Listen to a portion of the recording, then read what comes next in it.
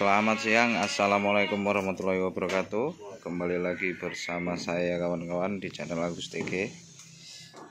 Di depan ini pada kesempatan ini sudah ada bahan bonsai anting putri ya kawan-kawan. Di sini sudah kita lakukan pruning dan untuk melanjutkan pengawatan di bagian anak-anak cabang dan ranting, tapi belum sempat kita pilih. Penampakan pohonnya seperti ini.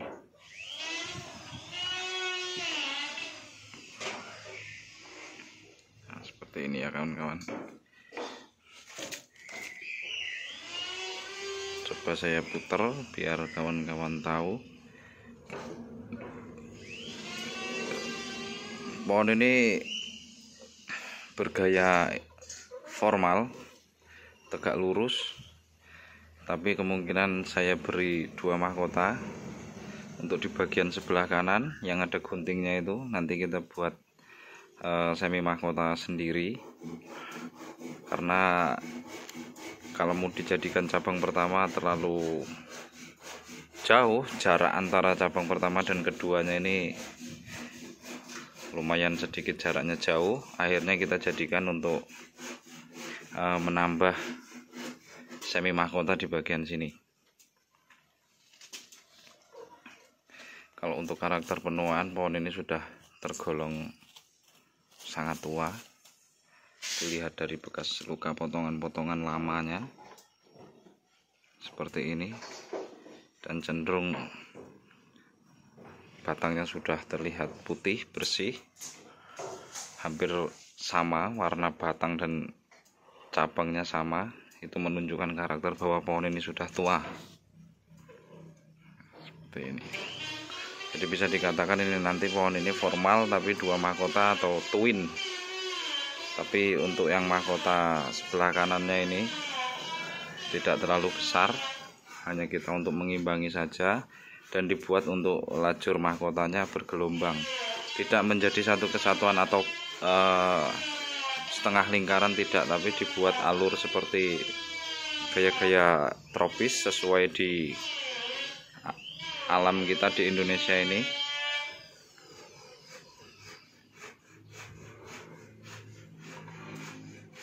Oke, saya lanjutkan untuk pemilihan anak-anak cabangnya sambil disimak agar kawan-kawan bisa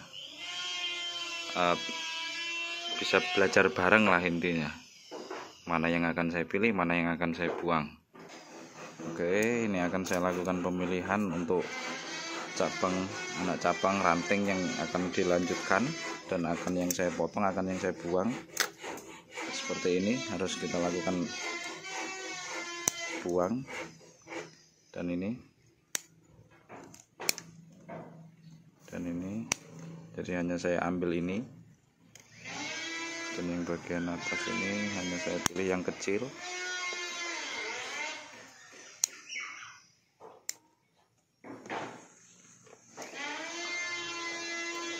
Dan yang bagian sini saya buang yang sini.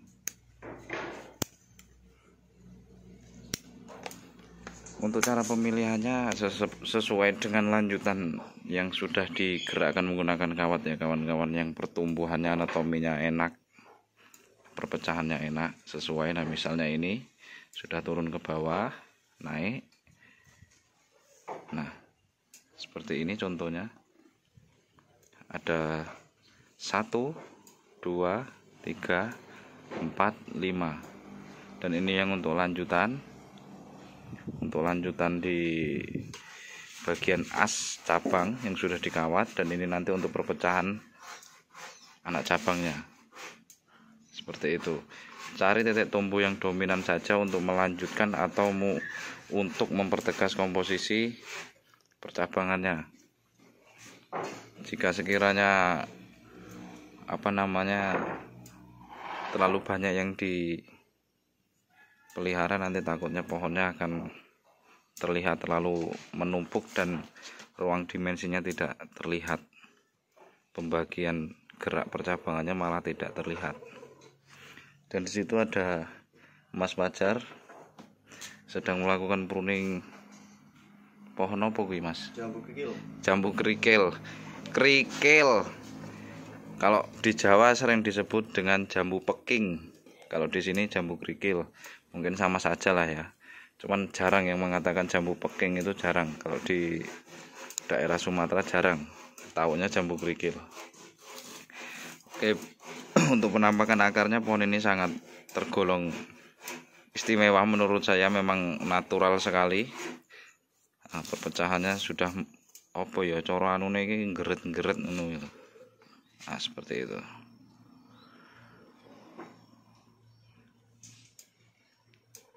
Dan jangan lupa ketika akan memilih lanjutan anak cabang harus diberi cadangan ya kawan-kawan, agar nanti ketika pohon itu sudah kita gerakkan, terjadinya ada yang mati cabang ataupun mati ranting, kita masih ada cadangan untuk pengganti. Itu harus tetap diberikan cadangan saat melakukan pengawatan. Oke, ini saya lanjutkan untuk pengawatan dulu, sembari saya saya kawat, saya pilih, dan nanti hasilnya kita lihat dan lanjut saya jelaskan nanti kenapa mana yang saya pilih dan mana yang saya buang. Karena saya megangin HP jadi tidak bisa kalau harus dipanjer, saya nggak punya tripod. Oke ya. Oke, ini setelah selesai seperti ini penampakannya, perpecahan anak cabang dan rantingnya.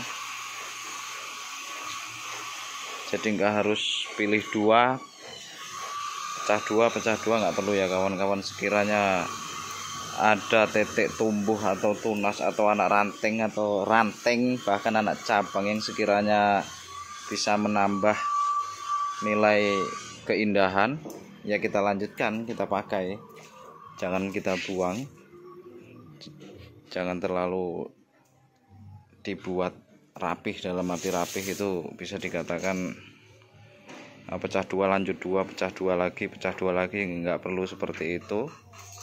Nanti malah kesannya pohon itu, kesan naturalnya, alaminya pohonnya sedikit berkurang. Nah, seperti ini, agak gelap ya. Sementara seperti ini tidak saya press dulu karena masih menunggu pembesaran lanjutan anak cabang dan rantingnya, jadi tidak saya lakukan pemotongan langsung seperti ini.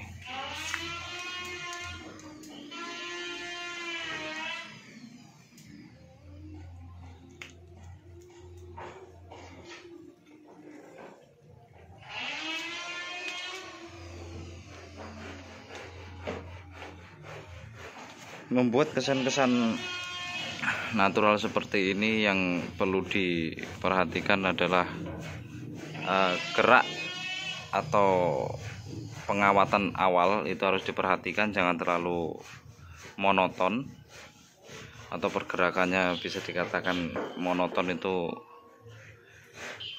rapih ataupun identik dengan kesamaan pelintiran yang ini sama dengan pelintiran yang ini sama. Nah, sedikit nanti ketika finishing harus dibuat sedikit liar. Dalam arti liar itu agar perpecahannya nampak seperti pohon yang di alam liar, maksudnya seperti itu.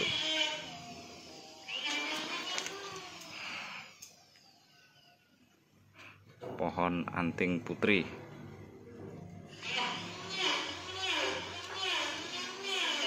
Tadinya pohon ini sudah banyak cabang-cabangnya, baru dapat. Ini banyak sekali yang saya lakukan pemotongan untuk melanjutkan segi tahapannya. Di sini ada cabang besar mengisi seperti ini, harus saya buang.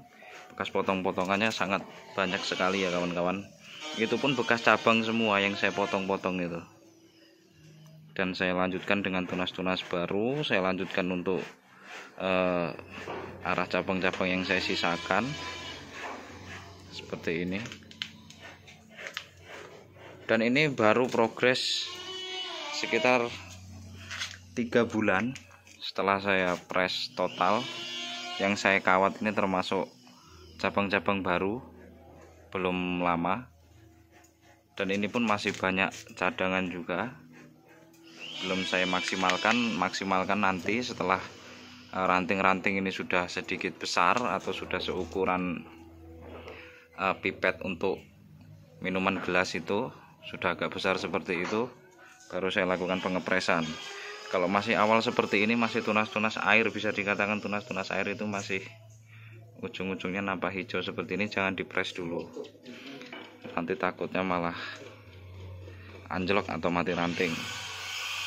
Jadi dalam pengawatan ini tidak semua ranting yang saya kawatin ini nantinya akan terpakai semua, tetap ada istilahnya cadangan untuk ranting dan anak rantingnya, untuk antisipasi agar pohon ini tidak beresiko berlebihan dalam mati ranting.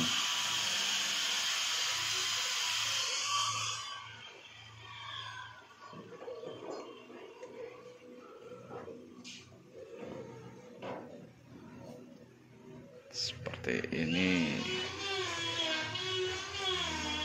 Dan untuk pembagian penyusunan itu dibuat, hindarkan kesan silindris atau sejajar ya kawan-kawan, dan usahakan di bagian atas seperti ini itu semuanya terkena sinar matahari semua, untuk mengurangi resiko cabang bertumpuk dan tidak mendapatkan sinar matahari.